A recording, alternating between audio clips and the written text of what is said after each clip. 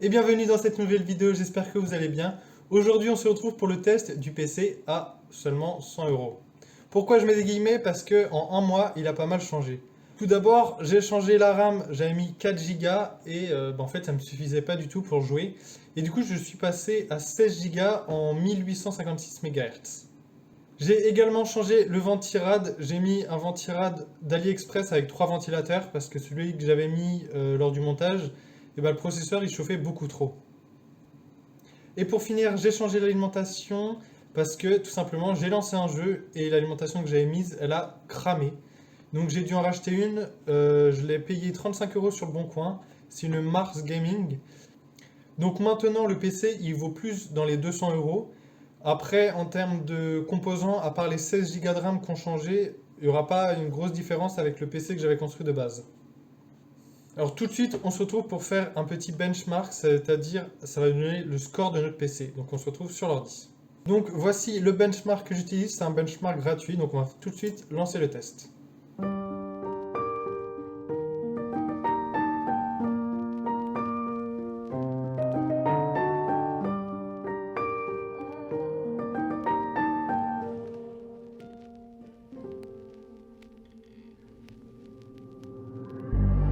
God loves a trier.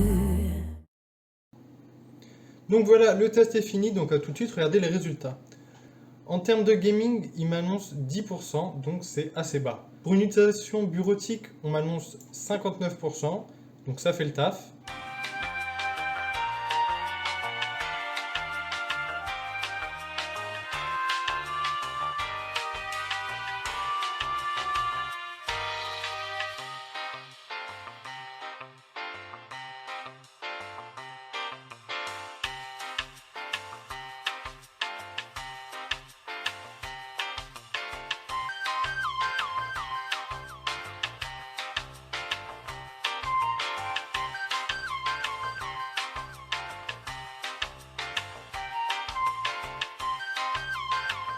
Comme poste de travail, ça m'annonce 9%. Donc, on va regarder, mon processeur, il se situe dans les 59% en termes sur l'échelle de tous les processeurs qui existent. Ma carte graphique, elle se situe à 12%, donc c'est quand même assez bas. Pour le SSD, on se situe à 56%. Pour le disque dur, on se situe à 70%, donc c'est relativement un bon disque dur. Et pour ce qui est dans la RAM, on se situe à 25%. On voit bien que là, j'ai 16 Go.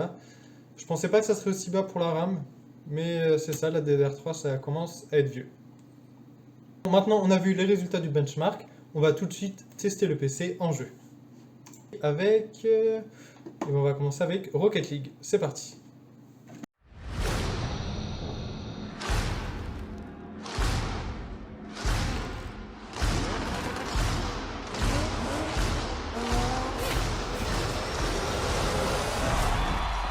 Donc on est sur Rocket League, on peut déjà voir que ça m'annonce 60 FPS. Comme réglage par défaut, on peut voir que la plupart des choses sont en haute qualité. Et on voit ici que ça me le recommande à 60 FPS. Je vais enlever pour le test cette recommandation pour savoir combien d'FPS maximum je peux mettre. Donc c'est parti, le match commence. On peut voir qu'on est aux alentours de 80 FPS pour l'instant.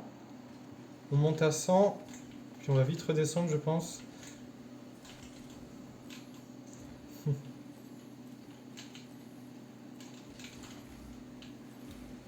Là, on est aux alentours de 80 FPS. Donc ça va être à peu près la moyenne tout au long de la partie. On va regarder si on n'a pas trop de chute d'FPS. Non, on est toujours aux alentours de 80, 70. Donc pour Rocket League, il n'y a aucun problème, le PC il arrive à supporter le jeu. Et puis on joue avec pas mal d'images par seconde. 5 minutes later. Et c'est une victoire pour nous. Bon allez, on va tester Fall Guys.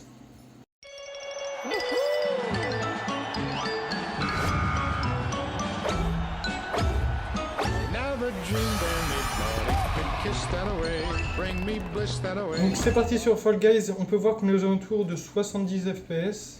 Donc pour un jeu de ce style, c'est largement suffisant. On n'a pas vraiment de chute, on va regarder quand il y aura beaucoup de détails.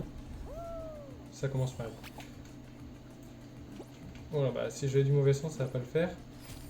Toujours à 70 FPS. On n'a pas vraiment de chute. Au contraire, on est plus là aux alentours de 90 FPS.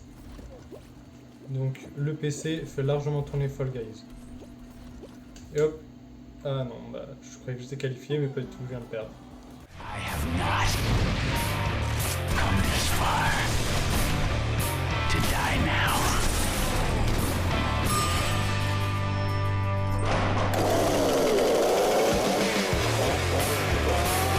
Bon voilà, on est sur le jeu, on va tout de suite regarder ce qu'ils nous mettent comme paramètres par défaut. Comme on peut voir par défaut, on est quand même en très élevé, élevé. Donc c'est logique parce que c'est un jeu qui ne demande pas beaucoup de ressources. On va quand même tester en game pour voir ce que ça donne. Alors pour le moment on est à... ça varie beaucoup. On va pas regarder tout de suite parce qu'il n'y a pas encore les zombies. Je vais tout de suite descendre.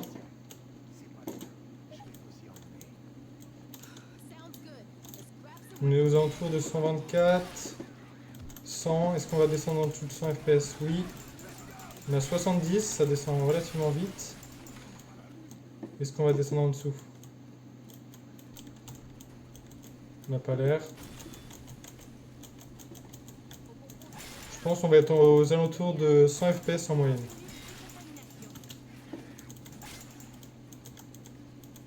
« 120, 130. Ça varie beaucoup, mais 100 FPS, c'est à peu près la moyenne qu'on aura sur jeu. Donc c'est largement suffisant.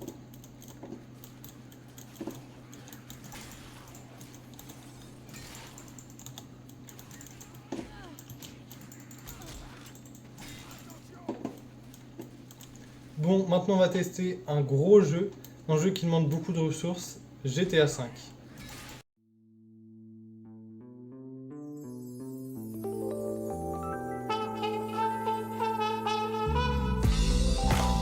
Bon, on est sur GTA, je vais tout de suite vous montrer les paramètres par défaut. Hop. Déjà, comme on peut voir, mémoire graphique, on est déjà à 100% d'utilisation, ce qui est énorme. Et on est tout au minimum. Normal, qualité basse. Il y a beaucoup de trucs désactivés. Pour un PC à ce prix-là, il fallait s'y attendre qu'on n'ait pas des qualités de ouf sur GTA. On va tout de suite regarder ce que ça donne en jeu. Comme on peut voir, je suis aux alentours des 60 FPS. Niveau qualité, c'est pas fameux. On n'a pas l'impression que c'est réel. Mais le plus important, c'est que c'est jouable. On peut voir que les détails sont assez pixelisés. On est aux alentours de 60 FPS, mais il se passe pas grand chose. On va tout de suite regarder, quand on a 5 étoiles, à combien d'FPS on tourne. Hop, on a 5 étoiles, on est toujours à 60 FPS. On va regarder quand il y aura plus de détails. On va mettre des petites grenades pour vraiment pousser la carte graphique à son maximum. On peut voir au-dessus que l'utilisation de la carte graphique elle est à 80%. On n'a pas vraiment de baisse d'FPS.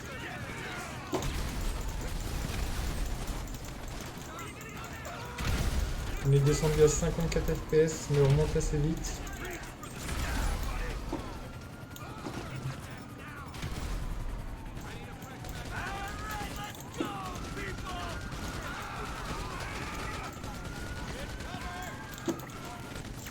Bon voilà, on a testé le PC que j'ai construit, donc maintenant il vaut plus aux alentours de 200 €. Dites-moi ce que vous en pensez dans les commentaires, et puis on se retrouve dans une prochaine vidéo. Allez, salut!